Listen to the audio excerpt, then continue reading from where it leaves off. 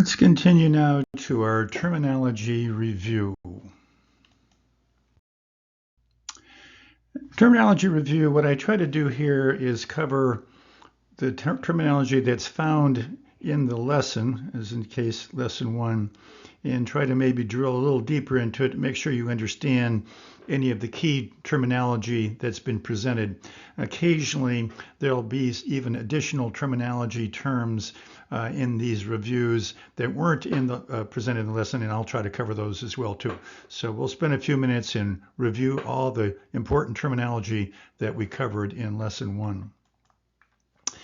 Accountability, of course, that's one of the duties owed a agent to their principal, along with, if you remember, the old car listing of the statutory duties that are owed, sometimes called fiduciary duties that are owed to our client. Accountability is one of them. Actual fraud, obviously fraud is something we have to be concerned about in the real estate business. There's a couple of different levels of fraud, some more serious than others. But for our purposes, we want to know that fraud is an intentional act. It's an intentional misrepresentation or concealment of material fact. It's not just an honest mistake or maybe an oversight. Okay, it's where someone actually intends to defraud somebody else, and that's of course very serious. Agents, we talked about a little bit. Obviously, the critical components to agency are we have the client and then we have the agent who represents the client and then owes that client fiduciary duties. Very different than what we owe a customer. We don't have an agency relationship with customers, only with clients. Agency disclosure, we must always disclose that we are representing others. If you're in the real estate business and you're representing a seller and a buyer's agent would say, are you the agent of a seller? You can't lie. You've got to disclose that. Antitrust, we're going to talk as we go through this. This was not covered in your lesson 1 material, but I'm going to cover it with you now as we go through the terminology review. The real estate industry is always under, I suppose, threat of being involved in any sort of antitrust activities. So we want to learn what are those antitrust activities that are involved in what's called the Sherman Antitrust Act. That's the big act that affects people in the real estate business as it relates to antitrust activities. So we'll talk about those in just a second as I go through this. Attorney in fact, we've discussed that. Brokerage, I think we know what that is. It's bringing parties together in a sale versus a lease. Buyer's agent, that's the agent that represents the buyers. Client principal, we've talked about. Confidential information, we've discussed that, and how important it is to keep confidential information confidential unless we get written permission or unless it becomes public knowledge, then we can disclose confidential information. But once learned from our clients, we have to keep their information that they give us in confidence confidential basically forever. Okay, contemporaneous offers, we discussed that. That's when you have two buyer clients that have to give you permission for you to negotiate on the same property that your two buyer clients want you to negotiate for each of them separately. And to some degree, they're sort of like, if you will, enemies of one another. Most of the time, buyers will not allow you to do that. So if you're going to represent two of your buyer clients negotiating for each of them on the same property, you have to have their permission. And that's what that notice of contemporaneous offers does. It gives you permission by both parties. Customer, we talked about that, different than a client. Don't owe them fiduciary duties. We owe them those HARM duties, HARM, honesty, accountability, reasonable care, and of course disclosure. Designated agency, that's in Illinois. That's where I, as your managing broker, would designate you to be the client of a seller or designate you to be the agent of your client seller or designate you to be the agent of our client buyer. So you have the agency, not me as your designated manager, as the sponsoring broker. And it's the same thing. Disclosure. All those material facts, we must disclose those. We've talked about that. Dual agency, we discussed this. You're representing two opposing parties, let's say sellers and buyers. Important you have their written permission to do so. That's what a dual agent is. Express agency, we began our discussion talking about that's an agency that is expressly stated between the two parties agree to, usually in writing. Fiduciary relationship, the fiduciary duties are what you owe your clients. First substantive contact, this is important for the state exam. What this means is that the department wants you to know that when you first meet a consumer, that's somebody who's, if you will, sitting outside your property and they walk in the door. When they're outside the property, they're a consumer. When they walk in, we have to discuss with them whether or not they want us to represent them as in an agency or just represent them as a customer relationship. Okay, we're not supposed to say anything else but sit them down and have this discussion. And then after we have this first substantive contact, if they're buyers, and they want to be our clients, then we would have them sign a buyer brokerage agreement. If they're buyers and they don't want us to represent them, they just want us to work with them, then we would have them sign a notice of non-agency. So now one leaves as a client and one would leave as a customer. General agents. General agents are different than specific agents. General agents are property managers. So special agents are you as real estate brokers because you do one special activity. General agents do a number of activities. Not like universal agents, we don't have that. So a general agent would be like a property manager because they do more than one activity. They're looking for tenants for us as property managers. They're giving us property reports. They're taking care of the property. They're screening tenants. They may be evicting tenants. Okay, that's what a general agent does, more than one activity.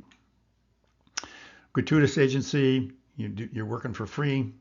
Group boycotting. So this is going to be the first of our antitrust activities we in the real estate business have to be concerned with, and that's group boycotting. Basically, group boycotting is when a group of competing real estate firms get together and decide they're going to attack, if you will, exclude or otherwise target another real estate firm. Maybe we get together in our area and we target a low commission competitor of ours. Okay, that would be group boycotting. So we're agreeing together then to if you will attack or to compete against as a group another real estate firm. Okay, unfair competition. Informed consent. Okay, that's obviously when you're allowing, if you're going to be a dual agent, the two clients, seller and buyer, have to have informed written consent. Implied agency, that's when an agency can arise out of the way people act or talk. In-house transaction, that means that our real estate firm has both the seller and the buyer within our firm. So that's great. We want that, in-house transactions. That's the way it used to be done years ago before they had MLSs. Everybody listed and sold their own properties. Latent defects are not visible. They're hidden defects. Those must be disclosed, not like patent defects, which we'll talk about in a second. Latent defects are hidden, must be disclosed. Loyalty, fiduciary duty. Market allocation is another antitrust activity. Market allocation is where a group of competing brokers get together and they take the territory and they divide it up. One takes the north side, one takes the south side, one takes the east side or west side of town, and therefore we don't have to compete with one another. That would be a serious antitrust violation. Material fact, important facts. Minimum services. In Illinois, we have actually part of our license law that says if you take a listing, Mr. Brokerage Firm and Miss Designated Agent of the seller, if you take a listing in Illinois, there are certain minimum services that are required. If you don't do minimum services, technically you can be held accountable under violation of the Illinois license law. So what this is preventing is for somebody to just take a listing, put it in a multiple listing service and cross their fingers and hope at some period of time it sells. Okay. So this is, you actually have to work for your commission. And there are various things that you have to do for your seller client, and not just take a listing and then hope it sells. Obedience, okay, another fiduciary duty. Offer of cooperation. Usually in MLSs, the various brokerage firms have offers of cooperation, which basically what they're saying is, if you'll help me find buyers for my seller, I'll help you find buyers for your seller. And if we all get together in an MLS and do that, it's a very efficient way and a real benefit of service to our sellers to have a network out there that's helping find those buyers for our sellers. So MLSs, good things. They provide good services to our sellers. Without the MLSs, it would be pretty difficult to be finding buyers out there. We'd be hunting forever with them. So we have this cooperation between various brokerage firms to everybody get together to see if we can help each other out sell property. Patent defect, we said, of course, those are visible defects. Those you don't have to disclose because they're easily seen. Price fixing, another antitrust, the third of the antitrust activities we don't want to engage in. Price fixing is basically commission fixing. Price fixing in our business would basically be where I, as my real estate firm, would get together with all the real estate firms, let's say in our town or in our MLS even, and all agree to charge the same amount. This is not done. It virtually can't be done. It hasn't been done for 40 years, and nobody wants to engage in this because if you do this and you get caught, not only does the Sherman antitrust law provide for serious financial penalties, you can go to jail with it. So not worth doing. Every real estate firm sets their own commission rates based on their own operating standards and what they need to be successful in their marketplace. So commission rates are not fixed, and as I say, haven't been for 40 years and probably never will be. Reasonable care, another duty. Seller is the listing agent. Again, the listing agent we call the seller's agent or the listing agent representing the seller. Single agency, we don't see much more of that. That's where there are some firms that only do single agency. In other words, they only work with buyers or they only work with sellers. You don't see that too much, but there are some real estate firms that's all they do. They specialize working with sellers or they specialize working with buyers. So that's called single agency, a single agency office. Special agent, that's you, real estate broker. You do one special activity. Tie-in agreement is the fourth of our antitrust activities. And a tie-in agreement is where one contract ties you into another. Can't do that. Example, let's say I'm a builder, but I also have a real estate firm. So I build new construction, and for each of the houses, when I sell them in that sales contract on my new construction, I might have a clause that says, and when you go to sell, you are obligated to list this property with my real estate firm. 5 or 6 or 7 years from now, when you go to sell, you have to list with mine by this particular contract. So one contract, the contract on the new construction, is tying you into a future contract. Tie-in agreement, illegal, can't do it. Undisclosed dual agency, we don't want that. You want to make sure that our sellers and buyers, if we're going to be dual agents, each not only knows that we're going to be a dual agent, but gives written consent to it. Vicarious liability, we really don't have that in the real estate business where if you're my buyer and you do something illegal, if I didn't know about it or give permission or aid and abet it, you can't hold me liable. No, I can't be held liable for your act. Like vice versa, if I do something illegal and my seller or buyers aren't aware of it or don't participate with it, they can't be held liable. Okay, good deal.